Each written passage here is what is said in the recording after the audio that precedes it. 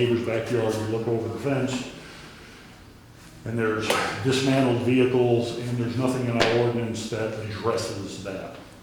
So that, from a health and safety issue and a water quality issue, because those vehicles could be leaking fuels and contaminants into the groundwater. So.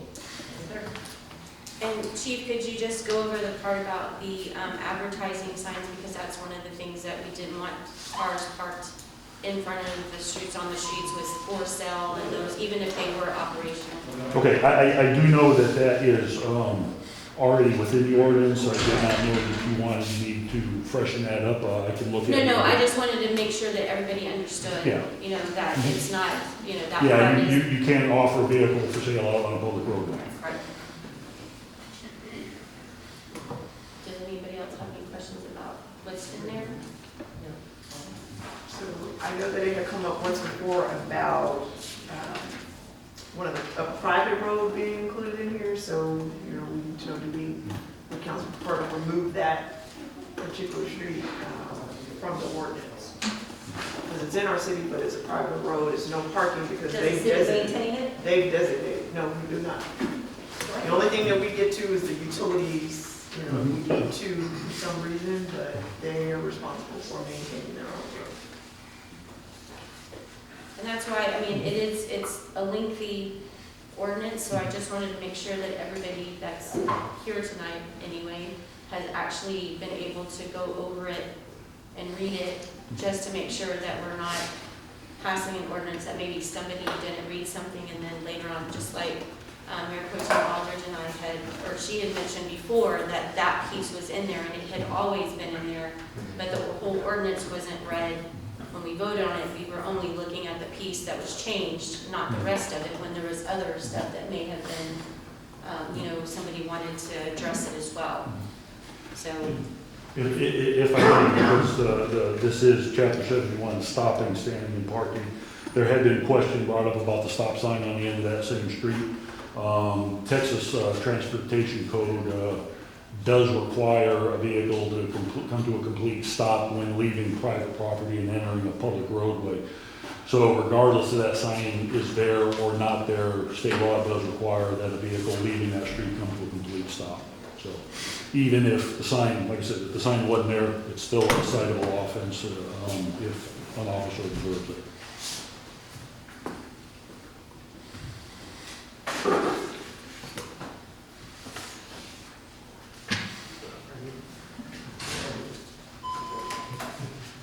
So do we want to leave that in, take that out? Well, the way I look at it, even though it's a private road within the city, it's one city. All roads are in the city, whether they're private or not. I would say leave it in.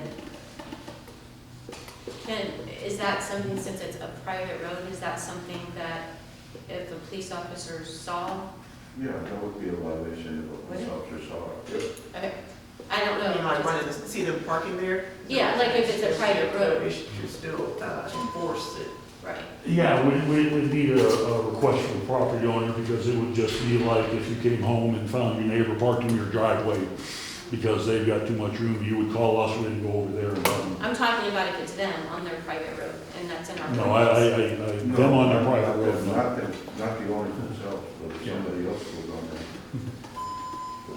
there. So if it's a private road, the people that are on that private road can violate the ordinance, but somebody traveling Correct. there cannot violate the ordinance. Correct. Consider it like a gated subdivision. Most of your moving violations that you could get stopped for on a public roadway do not apply, like speed limits. They're a big thing. HOAs, they want to enforce speed limit laws, but technically, on a private roadway inside an HOA, you can't enforce those.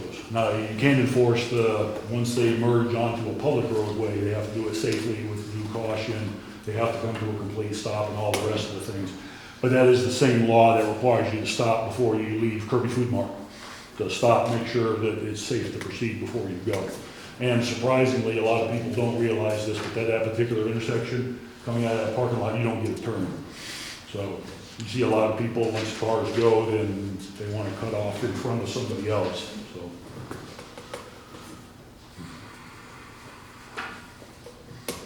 So does somebody want to make a motion on this, or is the consensus that everybody wants to read it again? Just to make sure that everything's in there? I mean, we do have a second reading, so there is another opportunity before it's passed, but I just want to make sure that everybody has had ample time to look over it. I mean, we have had it since, back in August, but again, we have new council members, and so I just wanted to make sure that everybody had ample I'm time. ready, I'm good. I'm good too. All right, so with that, I will entertain a motion.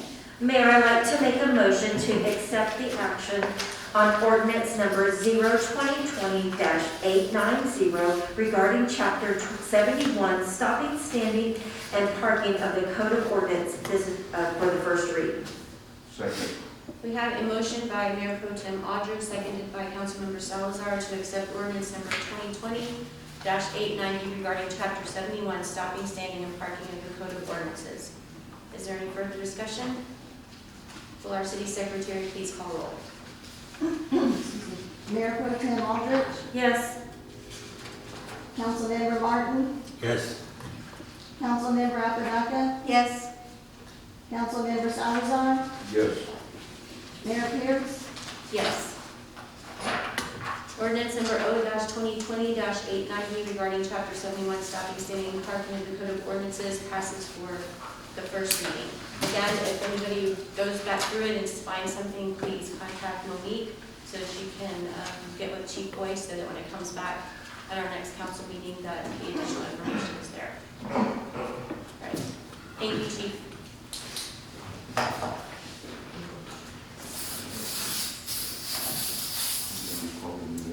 Thank you very much. All right, we will move back up to item 7B, the appreciation of service to our City of Kirby Fire Chief. So, as we all know, we hired our fire chief, Glenn Levy, a few months ago, and his last day with the city of Kirby is actually on the 24th of this month. So we just wanted to take a little bit of time to pause and thank him for his service to Kirby. In the short time that he's been here, he improved the morale in the department, got the department back on track. The fire department, fire and EMS has always been a jewel in our city, and for many, many years, the community and the residents and the staff have appreciated that. And so we're really pleased that he did that for us. It's unfortunate to see him go, but we just wanted to take an opportunity to thank him. I know some of the fire chief is here. They're very short right now, staff. I don't know if you all have anything you want to add? He's just been a wonderful chief. He's been a great role model. Definitely somebody that I look up to. Same as he said, honestly, definitely improved morale around the fire department. Definitely saw big changes while he was here. So I hope to just build off what he laid the foundation for going on in the future.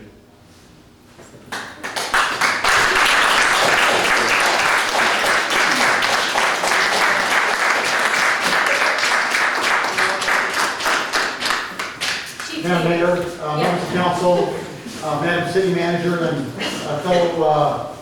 fellow Kirby citizens, I just want to thank all of you for the opportunity to serve. I've been really blessed the last 5 months to work with 24 of the most amazing men and women that I've had the pleasure to work with in my 4-year career. So this has been an amazing opportunity. I'm so grateful to be here, and I want to thank all of you, for the community who's given, not just me, but the firefighters, just superb support. They are amazing people. And thank you for letting me play fire chief, to make some great friends, to be humble, and to be grateful. Thank you all very much.